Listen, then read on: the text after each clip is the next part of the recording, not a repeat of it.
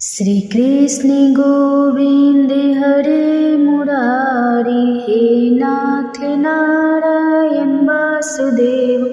हरे कृष्णा, जय श्री हरि, ओम नमः शिवाय। आप सभी को बड़ूथनी एकादशी की हार्दिक शुभकामनाएं। वैशाख मास के कृष्ण पक्ष में आने वाली एकादशी का नाम है बड़ूथनी एकादशी, और शास्त्रों में इस बात का वर्णन मिलता है कि बड़ूथनी एकादशी के बारे में स्वयं भगवान श्री कृष्ण ने धर्मराज युधिष्ठिर को इसके महत्व के बारे में बताया था। कहा जाता है कि इस व्रत को जो भी सच्चे मन से करता है उसे मृत्यु के बाद अंत में वैकुंठ धाम की प्राप्ति होती है। व्यक्ति को सुख सौभाग्य की प्राप्ति होती है, जाने अनजाने में किए गए सभी पापों से मुक्ति मिलती है, मन को भी शांति और सुकून मिलता है। इस दिन भगवान विष्णु जी को तुलसी मिश्रित जल अर्पित करने से घर में लक्ष्मी जी का आगमन होता है और भगवान विष्णु जी की कृपा भी प्राप्त होती है। आज की इस वीडियो में आप जानेंगे बड़ूथनी एकादशी की पूजा विधि, और साथ ही आप सुनेंगे बड़ूथनी एकादशी की कथा। एक समय धर्मराज युधिष्ठिर ने हाथ जोड़कर भगवान श्री कृष्ण से कहा कि हे भगवान, वैशाख मास के कृष्ण पक्ष की एकादशी का क्या नाम है और उसकी विधि क्या है? उसको करने से किस फल की प्राप्ति होती है? हे प्रभु, यह सब आप मुझे विस्तार पूर्वक कहिए। तब भगवान श्री कृष्ण इस प्रकार धर्मराज से कहने लगे, हे युधिष्ठिर, इस एकादशी का नाम बड़ूथनी है। यह सौभाग्य देने वाली, सभी पापों को नष्ट करने वाली और अंत में मोक्ष प्रदान करने वाली है। इस व्रत को अगर कोई अभागिन स्त्री करे तो उसे सौभाग्य मिलता है, और इस व्रत के प्रभाव से राजा मंदाता को भी स्वर्ग की प्राप्ति हुई थी। बड़ूथनी एकादशी का फल 1000 वर्ष तक तपस्या करने के बराबर प्राप्त होता है। कुरुक्षेत्र में सूर्य ग्रहण के समय 1,00,000 भार स्वर्ण दान करने से जो फल प्राप्त होता है, वही फल बड़ूथनी एकादशी का व्रत करने से मिलता है। बड़ूथनी एकादशी के व्रत को करने से मनुष्य इस लोक में सुख भोगकर परलोक में स्वर्ग को प्राप्त होता है। शास्त्रों में कहा गया है कि तिल का दान घोड़े के दान से, तिलों के दान से स्वर्ण दान तथा स्वर्ण के दान से अन्न का दान श्रेष्ठ है। अन्न दान के बराबर कोई दान नहीं है। अन्न दान से देवता, पितर और मनुष्य तीनों तृप्त हो जाते हैं। शास्त्रों में इसको कन्यादान के बराबर माना गया है। बड़ूथनी एकादशी के व्रत से अन्न दान तथा कन्यादान दोनों के योग्य के बराबर फल मिलता है। जो मनुष्य लोभ के वश होकर कन्या का दान लेते हैं, वे प्रलय काल तक नरक में वास करते हैं या उनको अगले जन्म में बिलाव का जन्म भोगना पड़ता है। जो मनुष्य प्रेम और धान्य सहित कन्या का दान करते हैं, उनके पुण्य को चित्रगुप्त भी लिखने में असमर्थ है। जो मनुष्य इस बड़ूथनी एकादशी का व्रत करते हैं, उनको कन्यादान का फल मिलता है। मधु अर्थात शहद का सेवन करना, दूसरों की बुराई करना, दूसरी बार भोजन करना और झूठ बोलना, चोरी, पाप या क्रोध करना, ये सब वर्जित माना गया है। व्रत रखने वाले भक्तों को इस दिन जुआ भी नहीं खेलना चाहिए। उस दिन पान खाना, दातून करना, दूसरों की निंदा करना तथा चुगली करना एवं पापी मनुष्य के साथ बातचीत करना, यह सब त्याग देना चाहिए। उस दिन क्रोध तथा मिथ्या भाषण भी नहीं करना चाहिए। हे राजन, जो मनुष्य विधिवत इस एकादशी का व्रत करते हैं, उनको स्वर्ग लोक की प्राप्ति होती है। इसलिए प्रत्येक मनुष्य को यह व्रत अवश्य करना चाहिए तथा पापों से डरना चाहिए। इस व्रत के महात्म्य को पढ़ने और सुनने मात्र से 1000 गौ दान का फल मिलता है। इसका फल गंगा स्नान के फल से भी अधिक होता है। अब हे युधिष्ठिर, मैं तुम्हें बड़ूथनी एकादशी की कथा सुनाता हूँ, तो तुम ध्यान पूर्वक सुनो। प्राचीन काल में मंधाता नाम का एक राजा था, जो नर्मदा नदी के तट पर राज्य करता था। वह एक तपस्वी तथा दानशी राजा था। राजा की रुचि हमेशा धार्मिक कार्यों में लगी रहती थी, साथ ही वह भी हमेशा पूजा पाठ में लीन रहता था, प्रभु की भक्ति किया करता था। एक दिन वह राजा जंगल में तपस्या करने के लिए चला गया। वह जंगल में एक स्थान पर बैठकर कठिन तप करने लगा। तभी अचानक वहां पर एक जंगली भालू आया और वह राजा मंदाता के पैर को चबाने लगा, लेकिन राजा को बिल्कुल भी भय नहीं लगा। और वह अविरल अपनी तपस्या में लीन रहा। अब भालू राजा को घसीट लगा और जंगल के अंदर लेकर चला गया। भालू के इस व्यवहार से राजा बहुत डर गया था। उसने मन ही मन भगवान श्री हरि विष्णु से रक्षा करने की प्रार्थना की। अपने भक्त की पुकार सुनकर भगवान श्री हरि विष्णु तुरंत वहां प्रकट हुए और उस भालू को मारकर राजा के प्राण बचाए। भालू ने तब तक राजा का एक पैर बुरी तरह से चबाकर खा लिया था, जिस कारण राजा को बहुत दर्द हो रहा था। अपने भक्त को दुखी देखकर भगवान विष्णु ने उससे कहा, हे वत्स, तुम दुखी मत हो, इसका एक उपाय है। तुम मथुरा जाओ और वहां आने वाली वरुथनी एकादशी का व्रत रखकर मेरे वराह अवतार मूर्ति की आराधना और तपस्या करो। उस व्रत के प्रभाव से तुम फिर से पहले जैसे सुदृढ़ और सुंदर अंगों वाले हो जाओगे। तुम्हारे पूर्व जन्म के पाप कर्म के कारण ही इस भालू ने तुम्हारा पैर खा लिया है। भगवान श्री हरि की ऐसी बातें सुनकर राजा ने हाथ जोड़कर भगवान को प्रणाम किया और फिर मथुरा जाकर श्रद्धापूर्वक वरुथनी एकादशी का व्रत सच्ची श्रद्धा और निष्ठा के साथ किया। वहाँ पर उसने बड़ा अवतार मूर्ति की विधि विधान से पूजा की और फलाहार का व्रत किया। वरुथनी एकादशी व्रत के प्रभाव से राजा फिर से सुंदर और संपूर्ण अंगों वाला हो गया। मृत्यु के बाद उसे स्वर्ग की प्राप्ति हुई।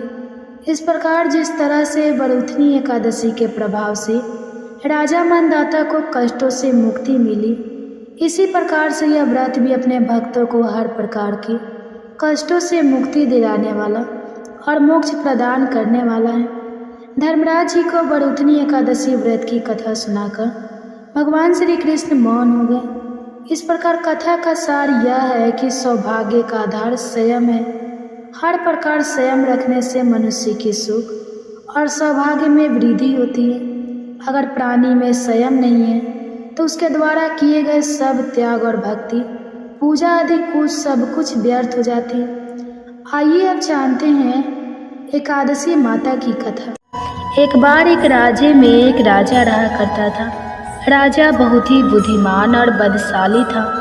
राजा सदा ही अपनी प्रजा का बहुत अच्छे से ध्यान रखता था। प्रजा भी राजा को बहुत पसंद करती थी। राजा की 2 बेटियां थीं। राजा अपनी दोनों बेटियों से बहुत प्रेम करता था। राजा की छोटी बेटी देखने में बहुत सुंदर और आकर्षित थी और राजा की बड़ी बेटी छोटी बेटी के मुकाबले थोड़ी कम सुंदर थी। राजा की छोटी बेटी माता की पूजा किया करती थी और सभी लोग राजा की छोटी बेटी से बहुत प्रेम करते थे और बहुत प्रशंसा किया करते थे। राजा भी अपनी छोटी बेटी को बड़ी बेटी से अधिक प्रेम करता था, जिसके कारण राजा की बड़ी बेटी को अपनी छोटी बहन से बहुत नफरत होने लगी थी। राजा की दोनों बेटियां जब बड़ी हो गई तब एक पड़ोस के राज्य में रहने वाले राजकुमार राजा की बड़ी बेटी के लिए रिश्ता लेकर आया। लेकिन जैसे ही उस राजकुमार की नज़रें राजा की छोटी बेटी पर पड़ी तो वह राजकुमार राजा की छोटी बेटी पर आकर्षित हो गया और छोटी बेटी से पहली नज़र में प्रेम करने लगा। उस राजकुमार ने राजा की बड़ी बेटी के साथ विवाह करने से मना कर दिया और उसने राजा से कहा कि मैं आपकी छोटी बेटी से विवाह करना चाहता हूँ। यह सब देखकर राजा की बड़ी बेटी अपनी छोटी बहन से बहुत क्रोधित हो गई और राजा की बड़ी बेटी ने अपनी छोटी बहन को अपना सबसे बड़ा दुश्मन मान लिया। राजा की बड़ी बेटी ने अपनी छोटी बहन से बदला लेने का निर्णय किया। राजा की बड़ी बेटी ने अपनी छोटी बहन को जान से मारने का उपाय सोचा। राजा की बड़ी बेटी ने अपनी छोटी बहन को मारने के लिए सबसे पहले एक लड्डू में जहर मिलाकर अपनी छोटी बहन को दे दिया और उसको लड्डू खाने के लिए कहा। लेकिन लड्डू खाने के बाद भी छोटी बहन को कुछ भी नहीं हुआ। बड़ी बहन यह देखकर बहुत आश्चर्यचकित हो गई, लेकिन बड़ी बहन ने हार नहीं मानी। जब उसकी छोटी बहन रात में कमरे में सो रही थी तब उसने एक मटके में सांप रखकर उसके कमरे में छोड़ दिया, लेकिन सांप भी छोटी बहन का कुछ नहीं कर पाया। जिसके बाद बड़ी बहन ने अपनी छोटी बहन से कहा कि चलो हम लोग कुएं में से पानी भर कर लाते हैं। जिसके लिए वह अपनी छोटी बहन को पानी भरने के बहाने कुएं के पास ले गई और उसने अपनी छोटी बहन को कुएं में धक्का दे दिया। लेकिन छोटी बहन को तब भी कुछ नहीं हुआ, क्योंकि हर बार ग्यारस माता उसकी रक्षा कर रही थी। और उधर बड़ी बहन अपने सारे प्रयास के बाद भी असफल हो रही थी, जिससे वह बहुत क्रोधित हो गई। और फिर उसने अपनी छोटी बहन के पास जाकर उसे प्रश्न किया कि मेरी छोटी बहन, क्या तुमको पता है कि भगवान ने सबको मृत्यु एक निश्चित समय पर लिखी हुई है, और कैसे तुम्हारी या मेरी मृत्यु होगी, क्या यह तुम जानती हो? तब छोटी बहन ने अपनी बड़ी बहन को बताया कि हाँ दीदी, मैं तो जानती हूँ मेरी मृत्यु कैसे होगी। छोटी बहन से यह सब बातें सुनकर बड़ी बहन मन ही मन बहुत प्रसन्न होने लगी और उसने अपनी छोटी बहन से कहा कि तो तुम मुझे अपनी मृत्यु का राज बता। तब छोटी बहन ने अपनी बड़ी बहन से कहा कि मेरी मृत्यु तो एक तोते में है, जो तोते के गले में एक हार है, उससे मेरी मृत्यु होगी। जब तक कोई भी व्यक्ति तोते को मारकर उस हार को अपने गले में पहनेगा तो मैं मूर्छित हो जाऊंगी, और जैसे ही उस हार को अपने गले से उतारे तो मैं वापस जीवित हो जाऊंगी। अपनी छोटी बहन की मृत्यु का राज जानकर बड़ी बहन बहुत खुश हुई और उसने अपनी छोटी बहन को मारने के लिए उसके पालतू तोते को ढूंढना शुरू कर दिया। और छोटी बहन को इस बात का आभास हो गया था कि कोई उसकी जान लेना चाहता है, जिसके लिए वो अपने पिताजी के पास गई और उसने अपने पिताजी से कहा कि पिताजी, मेरी मृत्यु के बाद आप मुझे मत जलाइएगा, आप मुझे अपनी पुरानी वाली हवेली में एक पलंग में लेटाकर छोड़ दीजिएगा। अपनी छोटी लड़की की यह बातें सुनकर राजा बहुत आश्चर्यचकित हो गया। राजा ने अपनी छोटी बेटी से पूछा कि बेटी, तुम यह क्या कह रही हो? तब राजा की छोटी बेटी ने बताया कि पिताजी, समय किसी के लिए नहीं रुकता है, क्या कब किसको हो जाए इसका किसी को कुछ नहीं पता। फिर राजा ने अपनी छोटी बेटी से कहा कि तुम ऐसी बातें क्यों करती हो? 2-3 दिन के बाद तो तुम्हारा विवाह है। लेकिन छोटी बेटी ने अपने पिताजी को ऐसा करने पर मजबूर कर दिया और उनसे वचन ले लिया। राजा ने भी अपनी छोटी बेटी की बात स्वीकार कर ली और 2-3 दिनों के बाद जब शादी का समय आया तब राजकुमार बारात लेकर राजा के घर आया और राजकुमार और राजा की छोटी बेटी का विवाह शुरू हो गया। जैसे ही राजा की छोटी बेटी राजकुमार के साथ फेरे लेना शुरू हुई तो उसकी बड़ी बहन अपनी छोटी बहन के कमरे में जाकर उसके तोते को पकड़ लेती है और उसको जान से मार देती है। तोते के गले में जो हार था उसको अपने गले में धारण कर लेती है और जैसे ही बड़ी बहन उस हार को अपने गले में धारण करती है तो उधर छोटी बहन 3.5 फेरे ले पाती है और वहीं पर बेहोश होकर गिर जाती है। जिसके बाद राजा ने बड़े बड़े दार्द हकीमों को बुलाया और अपनी छोटी बेटी का इलाज करने के लिए कहा। राजा की बात सुनकर जब वैद्य ने छोटी बेटी को देखा तो राजा को बताया कि आपकी छोटी बेटी ना तो जीवित है और ना मरी हुई है। ऐसा मैं पहली बार देख रहा हूँ। राजा ने वैद्य और हाकिम को यह बात बाहर बताने से मना कर दिया और उनको कहा कि अगर तुमने यह बात किसी को बाहर बताई तो हम तुमको फांसी दे देंगे। अपनी छोटी बेटी को पुराने महल में जाकर एक पलंग में लेटा दिया और वहाँ पर कुछ सैनिकों को तैनात कर दिया। इसके बाद राजा वापस अपने महल पर आ गया। राजा की बड़ी बेटी अपने पिताजी के पास आई और कहने लगी कि पिताजी, अगर यह शादी संपन्न नहीं हुई तो आपकी इज्जत का क्या होगा? आप कहे तो मैं आपकी इज्जत बचाने के लिए राजकुमार से शादी करने के लिए तैयार हूँ। जिसके बाद राजा ने अपनी बड़ी बेटी की बात मान ली और राजा ने बड़ी बेटी को छोटी बेटी के कपड़े पहनाकर मंडप में भेज दिया। लेकिन राजकुमार यह जान गया कि यह राजा की छोटी बेटी नहीं है, बल्कि यह राजा की बड़ी बेटी है। लेकिन जब राजकुमार ने शादी करने से मना किया तो सभी लोगों ने राजकुमार को विवश करके राजा की बड़ी बेटी से बचे हुए फेरों को संपन्न करा दिया और विवाह संपन्न हुआ। जिसके बाद राजकुमार राजा की बड़ी बेटी को अपने महल में ले गया। विवाह होने के बाद राजकुमार उससे ना तो बात करता था, ना उसे पसंद करता था और ना ही उसके आसपास भटकता था। और राजकुमार ने यह फैसला लिया था कि वह अपनी प्रेमिका को ढूंढ कर रहेगा और यह जान कर रहेगा कि उसके साथ क्या हुआ है। एक दिन राजकुमार अपने घोड़े पर सवार होकर राजा के पुराने महल के पास पहुंचा, जहां पर उसने कुछ सैनिकों को देखा। महल के पास पहुंचकर राजकुमार ने जब महल को ध्यान से देखा तो वह समझ गया कि यह तो हमारे ससुर जी का महल है। तब राजकुमार ने सैनिकों से पूछा कि तुम लोग यहाँ क्या कर रहे हो और इस महल के अंदर उस पलंग में कौन लेटा है। जिसके बाद सैनिकों ने बताया कि यहाँ पर राजा की छोटी बेटी लेटी है। यह सुनकर राजकुमार बहुत प्रसन्न हो गया और वह तुरंत अपनी प्रेमिका के पास पहुँच गया और उसकी सेवा करने लगा। जैसे ही रात हुई तो राजा की छोटी बेटी उठकर खड़ी हो गई। राजकुमार यह देखकर बहुत खुश हो गया और उसने अपनी प्रेमिका से पूछा कि तुम यहाँ क्या कर रही हो, तुम मेरे साथ चलो, घर चलो। राजा की छोटी बेटी ने राजकुमार को सारी बातें बता दी कि मेरी जान एक तोते में बसती थी और मैंने यह बात सिर्फ अपनी बड़ी बहन को बताई थी और मुझे पता है कि उसने ही मुझे मारने का प्रयास किया है। उसके पास एक हार है जिसको वह सुबह पहन लेती है और रात को उतार देती है।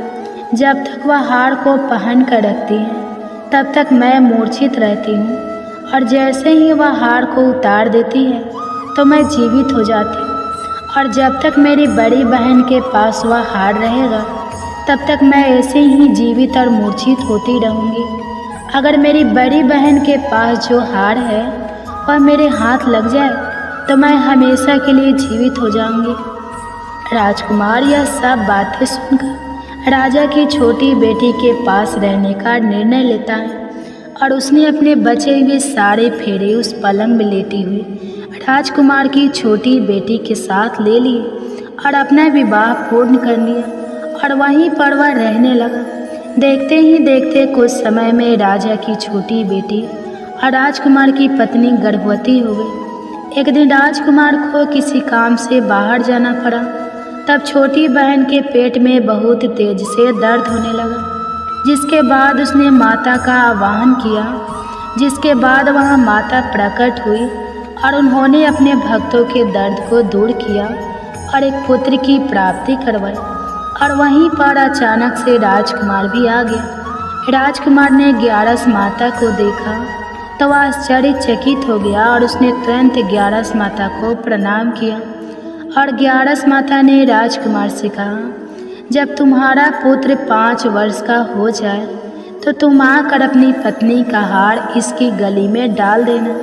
और देखते ही देखते राजकुमार और राजा की छोटी बेटी का पुत्र 5 वर्ष का हो जाता है। तो राजकुमार अपने बेटे से कहता है कि बेटा, मैं कुछ काम से बाहर जा रहा हूँ, तुम अपनी माता का ध्यान रखना। और वहाँ से चला जाता है।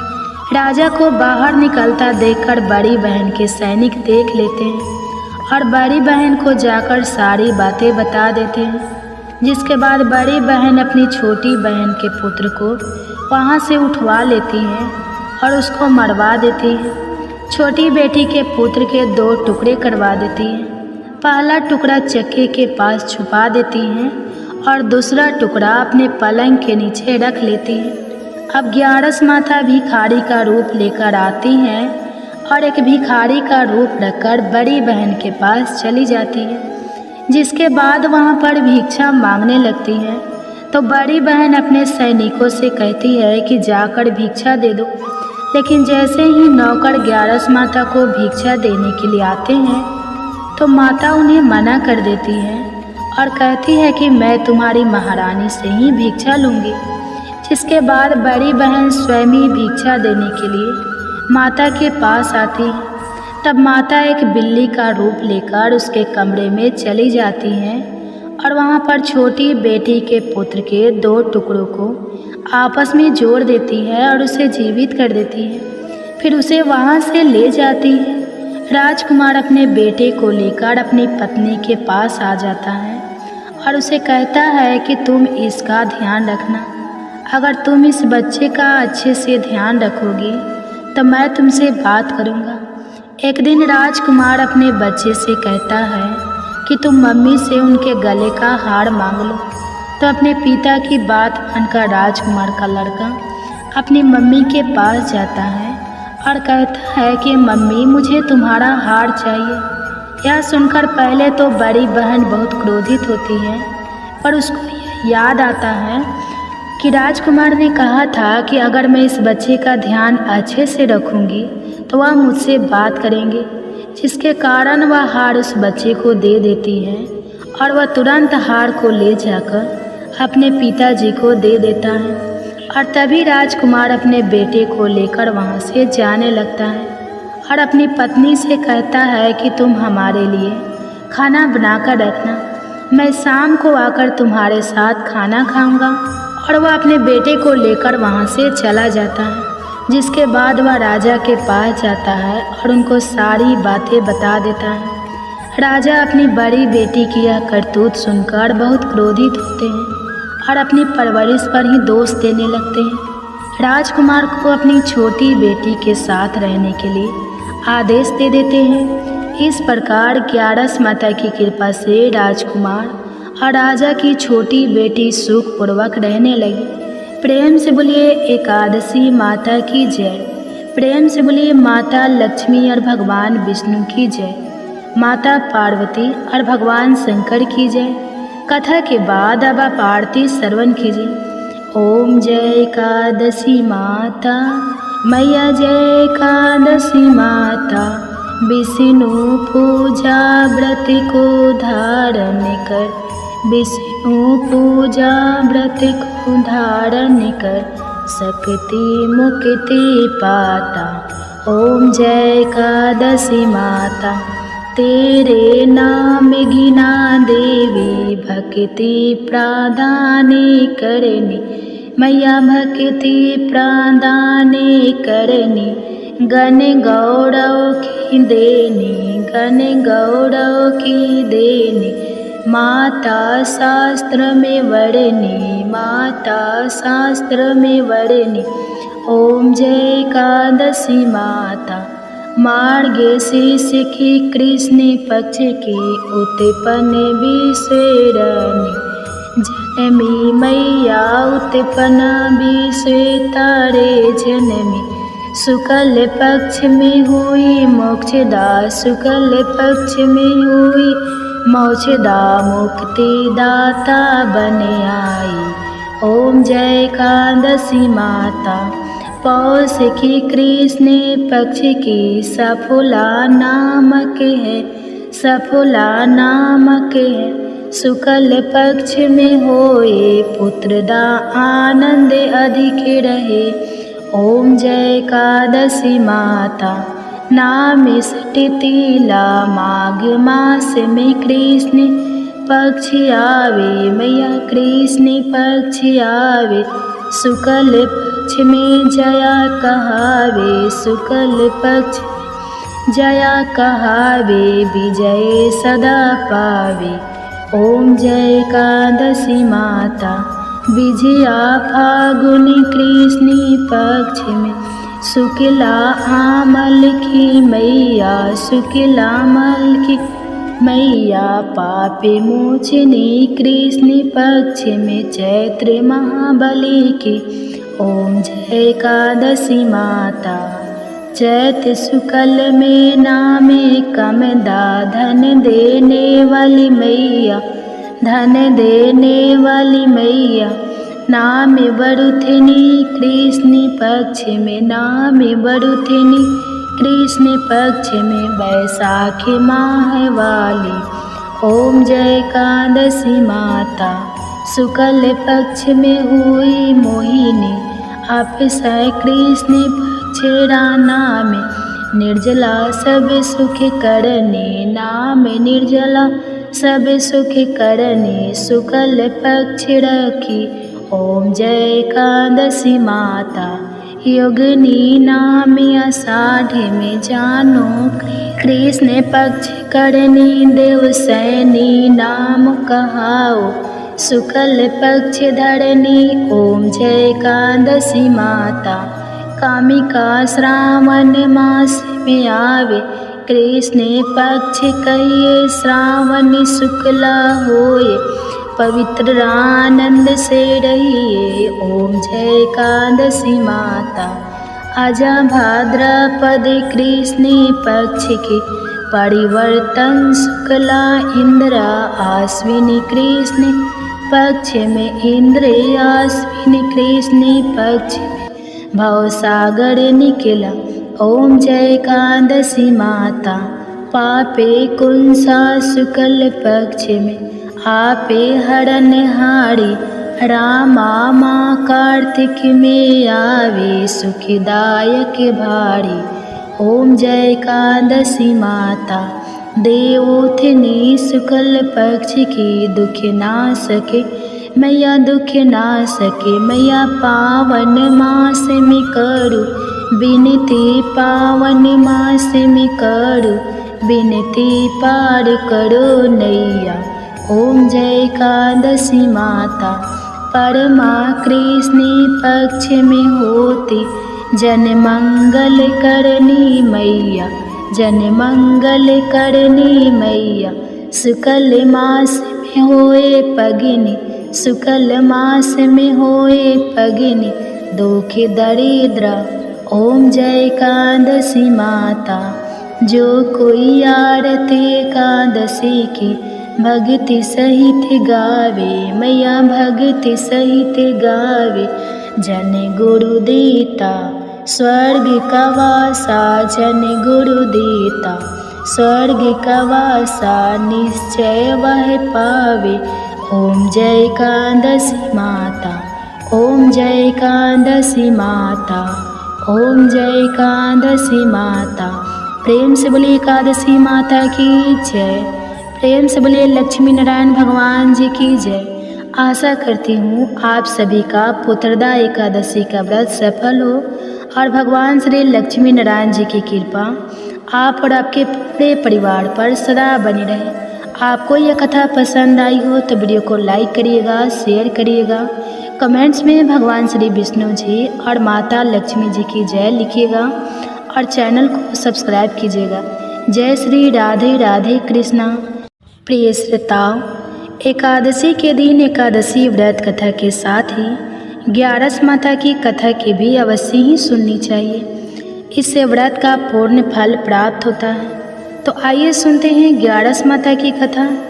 एकादशी भगवान श्री हरि विष्णु की साक्षात शक्ति है, जिस शक्ति ने उस असुर का वध किया जिससे भगवान भी जीत पाने में असमर्थ थे। उस शक्ति के आगे भला मनुष्य के पाप रूपी असुर कैसे टिक सकते हैं। जिस शक्ति ने देवताओं के कष्ट को हरकर उन्हें सुख दिया, वह प्राणी मात्र को क्या नहीं दे सकती। सुख, समृद्धि, शांति और मोक्ष समस्त सुख सहज ही प्राप्त हो जाते हैं। हे प्रिय भक्तों, 11 माता की भक्ति में इतनी शक्ति है कि जिसके प्रभाव से मनुष्य को सहज ही सभी प्रकार के सुख प्राप्त होते हैं और अंत समय में मोक्ष की प्राप्ति होती है।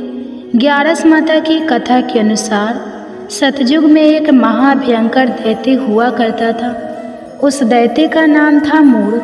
उस दैत्य ने इंद्र आदि सभी देवताओं पर विजय प्राप्त करके उन्हें उनके पद से हटा दिया था। तब इंद्र आदि देवताओं ने भगवान शंकर से प्रार्थना की कि हे भोलेनाथ, हम सभी देवता मूढ़ दैत्य के अत्याचारों से दुखी होकर मृत्यु लोक में अपना जीवन व्यतीत कर रहे हैं। राक्षस के भय से हम बहुत दुख और कष्ट भोग रहे हैं। मैं स्वयं बहुत दुखी और भयभीत हूँ। अन्य देवताओं की तो बात ही क्या करें। इसलिए हे कैलाशपति, कृपा करके आप मूढ़ दैत्य के अत्याचार से बचाने का कोई उपाय बताइए। हे प्रिय भक्तों, देवराज इंद्र की प्रार्थना सुनकर भगवान शंकर ने कहा, हे देवेंद्र, आप भगवान श्री हरि विष्णु की शरण में जाइए। मधु कैटभ का संहार करने वाले भगवान श्री हरि विष्णु देवताओं को अवश्य ही इस भय से मुक्त करेंगे। भगवान शंकर के आदेश के अनुसार इंद्र तथा अन्य सभी देवता शेर सागर गए, जहाँ पर भगवान श्री हरि विष्णु शेष शैया पर विराजमान थे। इंद्र सहित सभी देवताओं ने भगवान श्री हरि विष्णु को देखा और उनके सामने उपस्थित होकर उनकी स्तुति करने लगे।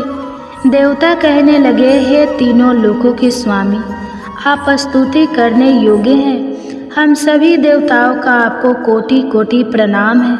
हे दैत्यों के सहारा, हम आपकी शरण में हैं, आप हमारी रक्षा करें। हे त्रिलोकपति, हम सभी देवता दैत्यों के अत्याचार से भयभीत होकर आपकी शरण में आए हैं। इस समय दैत्यों ने हमें स्वर्ग से निकाल दिया है और हम सभी देवता बड़ी ही दयनीय स्थिति में मृत्यु लोक में घूम रहे हैं। अब आप ही हमारे रक्षक हैं, हमारी रक्षा करें। हे जगन्नाथ, आप हमारी रक्षा करें। देवताओं की करुण पुकार सुनकर भगवान श्री हरि विष्णु बोले, हे देवगो, कौन सा दैत्य है जिसने देवताओं को जीत लिया है? आप सभी देवक किसके भय से पृथ्वी लोक में भटक रहे हैं? क्या वह दैत्य इतना बलवान है जिसने इंद्र सहित सभी देवताओं को जीत लिया है? तुम निर्भय होकर मुझे सब हाल बताओ। भगवान श्री हरि विष्णु के स्नेहमय वचनों को सुनकर देवेंद्र ने कहा, हे प्रभु, प्राचीन काल में ब्रह्मा वंश में उत्पन्न हुआ नारी जंगम नाम का एक असुर था, जिसका मूढ़ नामक एक पुत्र है, जो चंद्रवर्ती नामक नगरी में निवास करता है, जिसने अपने बल के मृत्यु लोक और देवलोक को जीत लिया है और सभी देवताओं को देवलोक से निकालकर अपने दैत्य कुल के असुरों को इंद्र, अग्नि, यम, वरुण और चंद्रमा आदि सभी को लोकपाल बना दिया है। वह स्वयं सूर्य बनकर पृथ्वी को तापता है और स्वयं मेघ बनकर जल की वर्षा करता है। इसलिए आप इस बलशाली भयानक असुर का संहार करके देवताओं की रक्षा करें। देवेंद्र के मुख से ऐसे वचन सुनकर भगवान श्री हरि विष्णु बोले, हे देवताओं, मैं आपके शत्रु का शीघ्र ही संहार करूँगा। आप सभी इसी समय मेरे साथ चंद्रवर्ती नगरी चलिए। देवताओं की पुकार पर भगवान श्री हरि विष्णु तुरंत ही उनके साथ चल पड़े और उधर दैत्यराज मूढ़ ने अपने तेज से जान लिया था कि भगवान श्री हरि विष्णु युद्ध की इच्छा से उसकी राजधानी में आ रहे हैं। इसलिए अपने राक्षस योद्धाओं के साथ वह भी युद्ध भूमि में आकर गरजने लगा और देखते ही देखते युद्ध प्रारंभ हो गया। युद्ध शुरू होने पर अनगिनत असुर अपने अस्त्र शस्त्रों के धारण करके देवताओं से युद्ध करने लगे, लेकिन देवता तो पहले से ही डरे हुए थे। वह अधिक देर तक राक्षसों का सामना ना कर सके और भाग खड़े हुए। तब भगवान श्री हरि विष्णु स्वयं युद्ध भूमि में आ गए। दैत्य पहले से भी ज़्यादा जोश में भरकर भगवान श्री हरि विष्णु से युद्ध करने लगा। वे अपने अस्त्र शस्त्रों से उन पर भयानक प्रहार करने लगा। दैत्यों के आक्रमण वारों को श्री हरि विष्णु अपने चक्र और गदा के प्रहारों से नष्ट करने लगे। इस युद्ध में अनेक दैत्य सदा के लिए मृत्यु की गोद में समा गए, किंतु दैत्यराज मूढ़ भगवान विष्णु के साथ निश्चल भाव से युद्ध करता रहा। उसका तो जैसे अभी बाल था, बांका नहीं हुआ था। वह बिना डरे युद्ध कर रहा था। भगवान विष्णु मूर्ख को मारने के लिए जिन जिन शास्त्रों का प्रयोग करते, वे सब उसके तेज से नष्ट होकर उस पर पुष्पों के समान गिरने लगते। अनेक अस्त्र शस्त्रों का प्रयोग करने पर भी भगवान श्री हरि विष्णु उसे जीत ना सके। तब वे आपस में मिल युद्ध करने लगे। भगवान श्री हरि विष्णु ससुर से देवताओं के लिए सहस्त्र वर्षों तक युद्ध करते रहे, किंतु उस असुर से जीत ना सके। अंत में भगवान विष्णु शांत होकर विश्राम करने की इच्छा से बद्रिका आश्रम स्थित 38 कोस लंबे एक द्वार वाली हेमवती नाम की एक गुफा में प्रवेश कर गए। उस गुफा में भगवान ने शयन किया। भगवान विष्णु के पीछे वह दैत्य भी चला गया। भगवान श्री हरि विष्णु को सोता हुआ देखकर वह दैत्य उन्हें मारने को तैयार हुआ। वह सोच रहा था कि आज तो मैं अपने चीर शत्रु को मारकर हमेशा हमेशा के लिए निशक्तंठ हो जाऊंगा, लेकिन उसकी यह इच्छा पूर्ण ना हो सकी, क्योंकि उसी समय भगवान श्री हरि विष्णु की देह से एक दिव्य वस्त्र धारण किए हुए एक अत्यंत मोहिनी देवी उत्पन्न हुई और राक्षस को ललकार कर उससे युद्ध करने लगी। उस देवी को देखकर राक्षस को घोर आश्चर्य हुआ और वह सोचने लगा कि यह ऐसी दिव्य कन्या कहाँ से उत्पन्न हुई, और फिर वह असुर उस कन्या से लगातार युद्ध करता रहा। कुछ समय बीतने पर उस देवी ने क्रोध में आकर उस दैत्य के अस्त्र शस्त्रों के टुकड़े टुकड़े कर दिए। अब तो उस दैत्य को बड़ा ही क्रोध आया और वह सारी मर्यादाएं भंग करके उस देवी के मल्ल युद्ध करने लगा। उस तेजस्वी कन्या ने उसको धक्का मारकर मूर्छित कर दिया और उसकी मूर्छा टूटने से पूर्व ही उसका सिर काटकर धड़ से अलग कर दिया, और सिर कटते ही वह असुर पृथ्वी पर गिरकर मृत्यु को प्राप्त हुआ और बाकी बचे हुए असुर अपने राजा का ऐसा दुखद अंत देखकर भयभीत होकर पाताल लोक में भाग गए। भगवान श्री हरि विष्णु जब निद्रा से जागे तो उस असुर को मरा हुआ देखकर उन्हें घोर आश्चर्य हुआ और वे सोचने लगे कि इस महाबली को किसने मारा है। तब वह तेजस्वी कन्या श्री हरि से हाथ जोड़कर बोली, हे जगदीश्वर, यह असुर आपको मारने को तत्पर था, तब मैंने आपके शरीर से उत्पन्न होकर इस असुर का वध किया है। देवी की बात सुनकर भगवान श्री हरि विष्णु बोले कि तुमने इस असुर को मारा है, इसलिए हे देवी मैं तुमसे अत्यंत प्रसन्न हूँ। इसे मारकर तुमने तीनों लोकों को देवताओं के कष्ट को हरा है, इसलिए तुम अपनी इच्छा अनुसार वरदान मांग लो, मैं तुम्हारी प्रत्येक इच्छा को पूर्ण करूँगा। भगवान की बात सुनकर वह देवी बोली कि हे प्रभु, मुझे यह वरदान दीजिए कि जो भी मनुष्य या देव मेरा व्रत करे उसके सभी पाप नष्ट हो जाए और अंत में उसे स्वर्ग लोक की प्राप्ति हो। मेरे व्रत का आधा फल रात्रि को मिले और उसका आधा फल एक समय भोजन करने वाले को मिले। जो श्रद्धालु भक्ति पूर्वक मेरे व्रत को करे वह निश्चय ही वैकुंठ लोक को प्राप्त करे। जो मनुष्य मेरे व्रत में दिन तथा रात्रि को एक बार भोजन करे वह धन धान्य से भरपूर रहे। कृपा करके मुझे ऐसा वरदान दीजिए। भगवान श्री हरि विष्णु ने कहा, हे देवी, ऐसा ही होगा। मेरे और तुम्हारे भक्त एक ही होंगे और अंत में संसार में प्रसिद्धि को प्राप्त होकर मेरे लोक को प्राप्त करेंगे।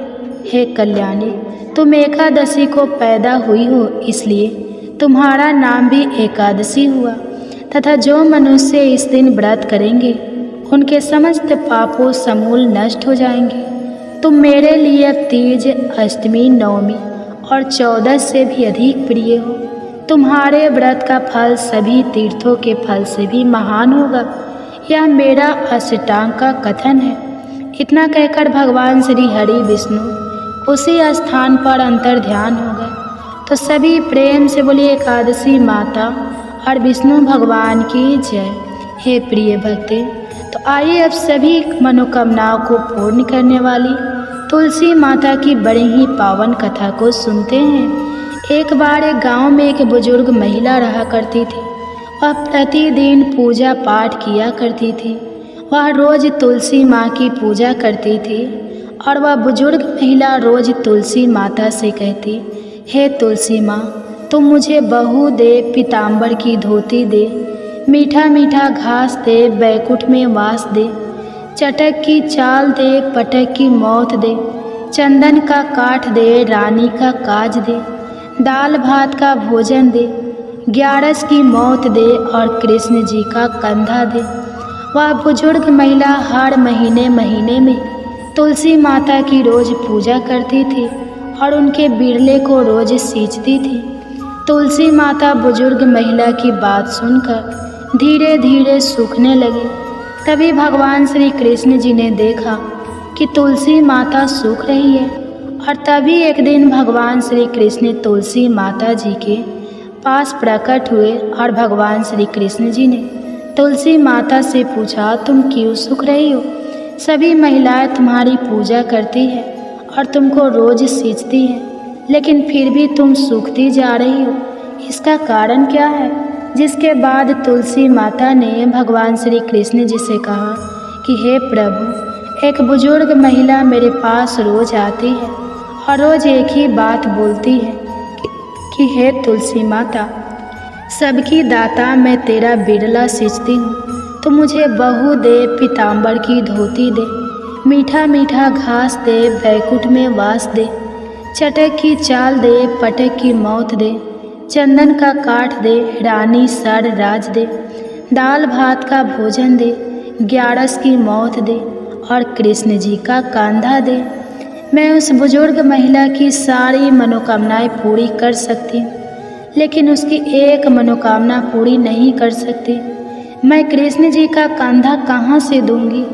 भगवान श्री कृष्ण जी तुलसी माता की यह बात सुनकर जोर जोर से हंसने लगे। और फिर भगवान श्री कृष्ण जी ने तुलसी माता जी से कहा कि तुम चिंता मत करो, जब वह बुजुर्ग महिला की मृत्यु होगी तब मौके पर मैं और आप ही कंधा दे देंगे। आप सुबह जब वह पूजा करने आए तब कह देना कि सब कुछ तुम्हें मिल जाएगा। कुछ दिनों बाद वह वृद्ध महिला ठोकर खाकर रास्ते में गिरकर मर गई। पूरे गांव के सभी लोग आए और उस महिला को सभी लोग धर्मात्मा मानते थे। उसको तुलसी जी की डकुरी कहते थे। उसके परिवार में कोई भी नहीं था, इसलिए गांव वालों ने ही उसके अंतिम संस्कार करने की योजना बनाई और उसे नहलाकर जब बैकुंठी पर बैठाने के लिए उसे उठाने लगे तो उसका मृत शरीर इतना भारी हो गया था कि उसे कोई उठा नहीं पाया। यह सब देखकर वहाँ के सभी लोग तरह तरह की बातें करने लगे और कहने लगे कि यह इतना पूजा पाठ करती थी, हर समय माला फेरती थी, इसलिए यह इतनी भारी हो गई है। वही पूरे गांव में चर्चा होने लगी कि डोकरी माई कोई भक्ति नहीं करती थी या छल कपट करती थी। हम जिसे धर्मात्मा समझते थे वह पापी है जो कि किसी से भी नहीं उठ पा रही है। यह इसके कर्मों की सजा है। इधर भगवान ने सोचा कि मेरे भक्तों की निंदा हो रही है, इसलिए भगवान ने बूढ़े ब्राह्मण का वेश धारण करके वहाँ पर आए और वहाँ पर जितने भी लोग इकट्ठे हुए थे उनसे पूछने लगे कि यहाँ पर इतनी भीड़ क्यों लगी है, जिससे लोग कहने लगे कि यह डोकरी माई मर गई है और पाप इतना था कि इससे यह उठ ही नहीं पा रही है। सब उठाकर थक गए। तब ब्राह्मण जी ने कहा कि मुझे एक बार डोकरी के कानों में कहने दो, फिर वह देखो कैसे उठती है। तो सभी लोगों ने कहा कि आप भी प्रयास करके देख लीजिए। तब भगवान ने उस वृद्ध महिला के कानों में कहा कि हे डोकरी माई, देखो मैं आ गया।